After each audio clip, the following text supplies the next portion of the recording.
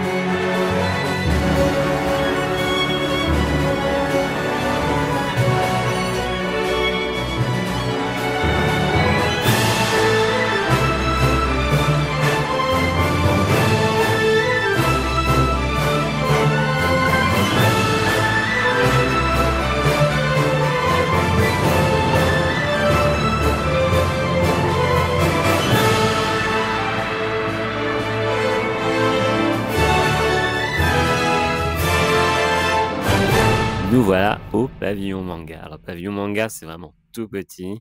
Bon c'est l'endroit que je préfère forcément parce que vous savez, hein, moi les mangas c'est mon truc et j'aime tout autant les mangas japonais que les mangas français. Donc là dans cette partie on peut retrouver quelques éditeurs pour les plus connus comme Pika, Ankama, Vega, Kana, Nouvelle Hydre.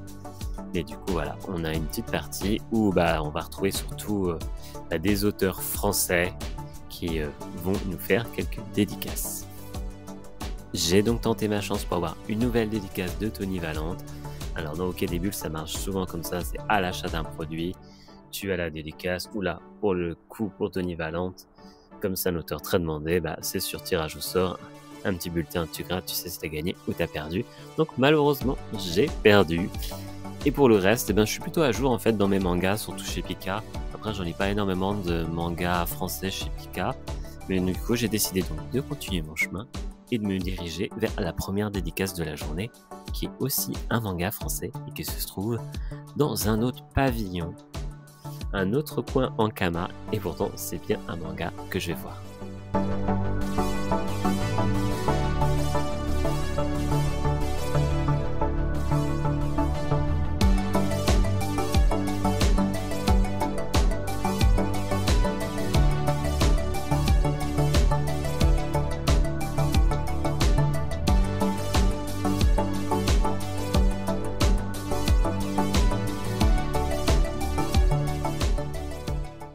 C'est ça que je fais ici le mois à chaque fois, mais il n'y a pas de souci.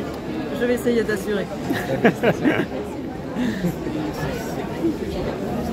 Bah, du coup, j'en profite pour dire que j'ai bien aimé. Merci. Très bon premier tome. Je vous avais d'ailleurs tagué sur Instagram. J'avais mis moi une petite phrase d'accroche en disant ça me fait penser à l'attaque des Titans. Oui. Du coup, je voulais savoir maintenant la réponse. Est-ce que petite influence ou pas du tout? Pas du tout. Pas du tout, ok. J'aimais bien Attaque des Titans quand j'étais ado. Après, c'était des choix que je savais que ça allait me retomber dessus. Ouais. Les grappins et les murs. Hein, oui, oui, c'est ça. Forcément. Malheureusement, ils se sont appropriés les murs et les grappins. C'est ça. Alors que le mur de Berlin et le mur des États-Unis, mais bon. Je me suis identifiée en tant que SNK français. C'est pas grave. Bon, moi c'est vendeur. C'est pas grave, au moins ça va parler aux ados. Ouais, c'est ça. Ils vont s'identifier. Bon, c'est beaucoup moins violent qu'Attaque des Titans quand même. Mais ouais, moi c'était plus Germinal, Hunger Games, pas forcément des mangas qui m'ont inspiré. Ok, d'accord. Le manga ça a plus été graphique. Ouais. Donc Gravity Dragon, Blue Lock. Ok. Un peu de bilan de saga sur certains personnages. Et du coup, où en est le tome 2? Est-il fini? Le tome 2, ça fait un an. Ça fait un an qu'il est fini. Ok, d'accord. Le tome 2, il arrivera le 23 janvier pour le festival d'Angoulême des Cours. D'accord, ok. Et le tome 3 arrivera normalement, si tout va bien, en octobre. Donc il y aura 2 tomes l'année prochaine qui sortiront. Ah oui, ok. Ça va pas traîner. En effet. Là, le tome 3, je suis actuellement dessus. Je suis à la moitié, à peu près. Ok. C'est combien de temps un tome en moyenne? Tout dépend de l'auteur, de sa rapidité, du nombre de pages. Mais pour moi, vous, je mets coup, 1 an par tome à chaque fois. Un an par tome, ok. En tenant compte du dessin et du temps d'attente de réponse avec les éditeurs. Ah oui, d'accord, ok. Voilà, dans la production de 1 an, j'ai 4 mois de perdu. Ah ouais. À peu près. Parce que du coup, l'éditeur, il influe en quoi sur un manga français il influence sur le scénario, sur le storyboard. Ah d'accord, ok. C'est ça. Il donne son opinion, voir ce qui va et ce qui va pas, sans forcément dénaturer l'objectif et l'intention. Ou si ça commence à dénaturer, on explique. C'est là où il y a un bras de fer qui commence. Et j'en ai fait beaucoup des bras de fer. Ah ouais? Ouais. Que ce soit sur des dialogues, que ce soit sur un changement de case, une scène. Ok. Il faut toujours expliquer ses intentions, tout le temps. Il ne faut jamais dire amen à tout ce qui nous dit notre projet nous appartient malgré tout. Ouais, bah oui. Et on a des intentions et ils ne savent pas tout dans le projet. Donc des fois on prépare quelque chose, mais eux ils ne savent pas. Et du coup il faut l'expliquer en mode oui, mais j'ai dit cette phrase là parce que ça aura un impact plus tard, ou là cette mise en scène a vraiment un intérêt pour après. Ok. Voilà. Ils ne connaissent pas le Tetris mental que nous on a. Notre petit Tetris scénaristique.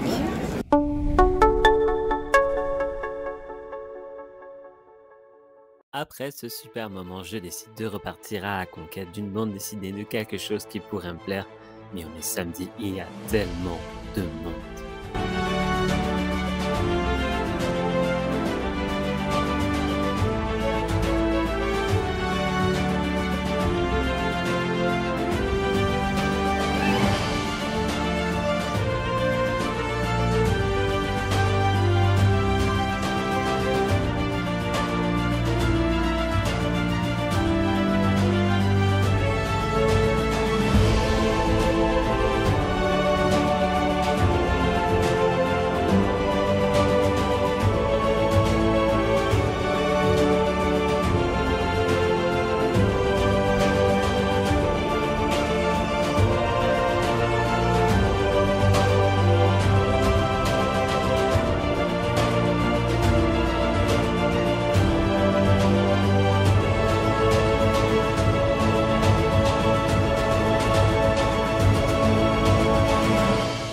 Et puis, en voguant de stand en stand, j'ai fini par tomber sur une illustration d'une BD que j'ai vraiment trouvée magnifique.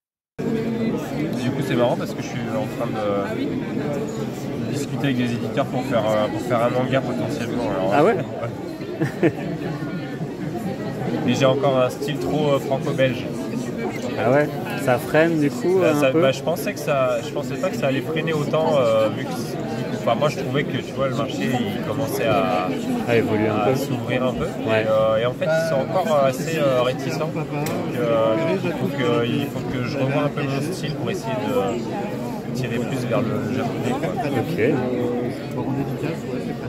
Et du coup, en manga, vous en lisez? Vous lisez quoi? Ouais, bah après moi mon gars, j'avais arrêté pendant un moment. Ouais. Au début je lisais Dragon Ball évidemment, GTO. Ouais. Et puis après plein de petits mangas, des séries que j'ai pas continué. Et là dernièrement je m'étais remis à lire Urasawa. D'accord. Là principalement Urasawa en ce moment. Et après sinon j'arrive pas à trouver le temps pour découvrir d'autres trucs. Ouais. Donc c'est difficile.